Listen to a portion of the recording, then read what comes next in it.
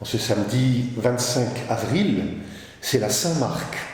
Et Marc l'évangéliste nous tient beaucoup à cœur dans l'Église. Mais je vais vous décevoir, je ne vais pas prendre l'évangéliste Marc, l'évangile de Marc, mais j'aimerais poursuivre la lecture que la liturgie nous permet aussi de faire, la lecture continue de ce chapitre 6 qui va durer toute la semaine prochaine. Au chapitre 6, après la multiplication des pains, Jésus s'en va seul dans la montagne. Et on écoute ces versets du chapitre 6, des versets 16 à 21. Le soir venu, les disciples de Jésus descendirent jusqu'à la mer. Ils s'embarquèrent pour gagner Capharnaüm sur l'autre rive. C'était déjà les ténèbres, et Jésus n'avait pas encore rejoint les disciples. Un grand vent soufflait, et la mer était agitée. Les disciples avaient ramé sur une distance de 25 ou 30 stades, c'est-à-dire environ 5000 mètres, lorsqu'ils virent Jésus qui marchait sur la mer et se rapprochait de la barque. Alors, ils furent saisis de peur. Mais il leur dit « C'est moi, n'ayez pas peur ». Les disciples voulaient le prendre dans la barque. Aussitôt, la barque toucha terre, là où il se rendait.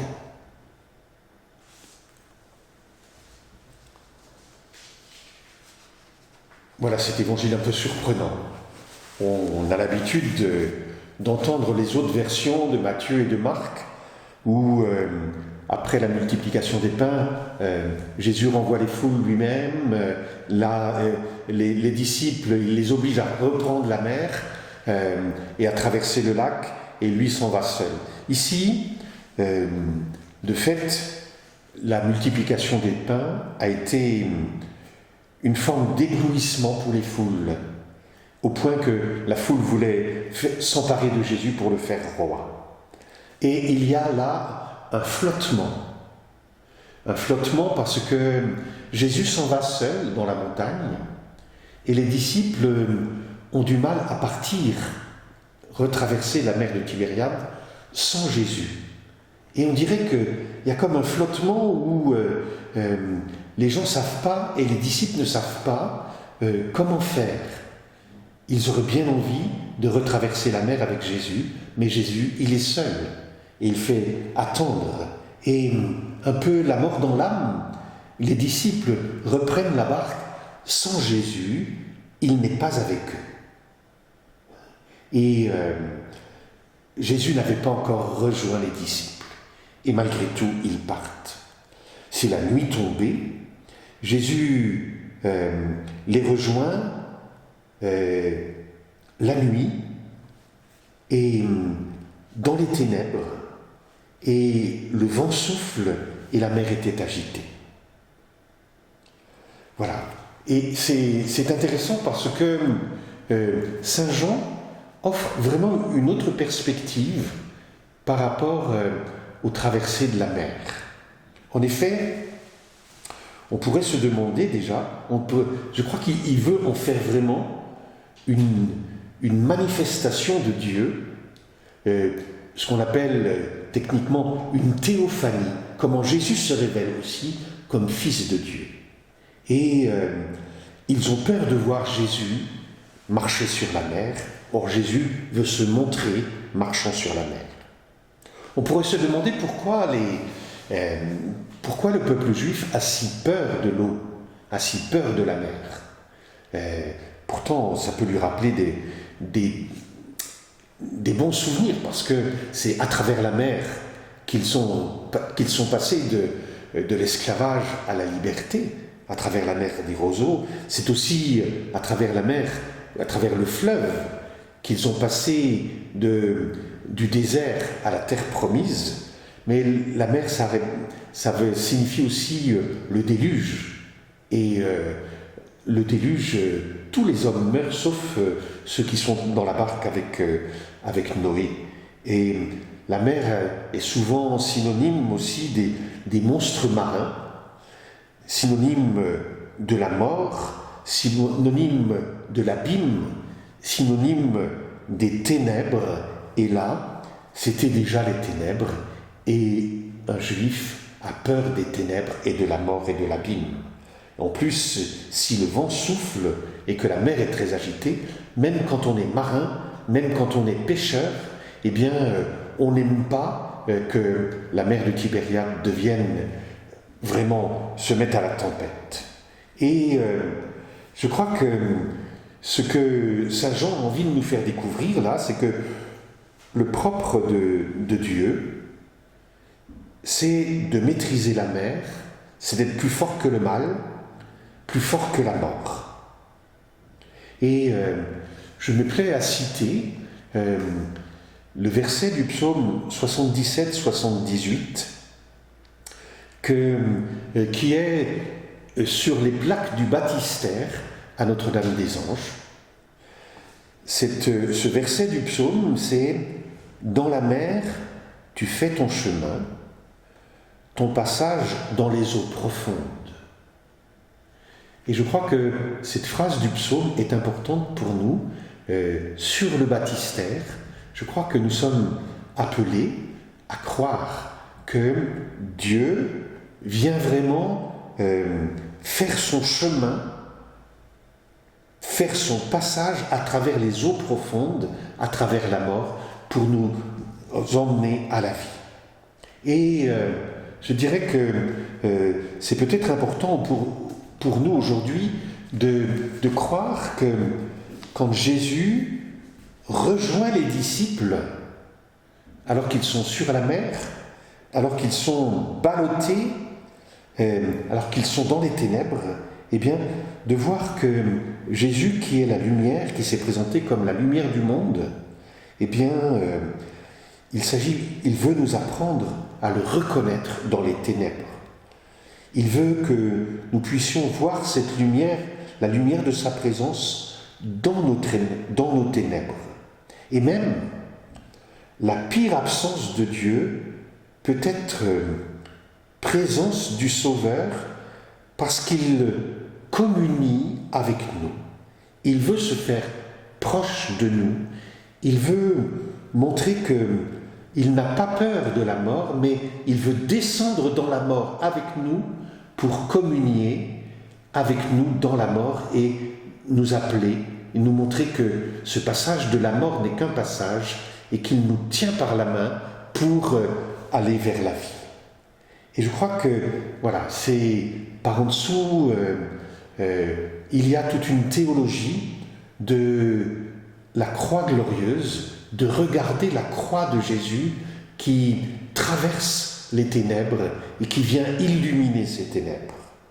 Et je crois que, du coup, la peur que nous avons et que les disciples manifestent, ils furent saisis de peur, c'est la peur parce que Jésus se révèle comme Dieu, plus fort que la mer, plus fort que la mort, qui est maître de la vie, maître des éléments, et plus fort par sa résurrection, il devient plus fort que la mort.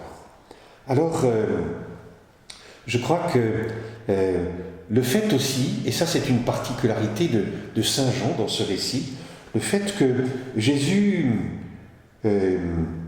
puisse dire « c'est moi, n'ayez plus peur »,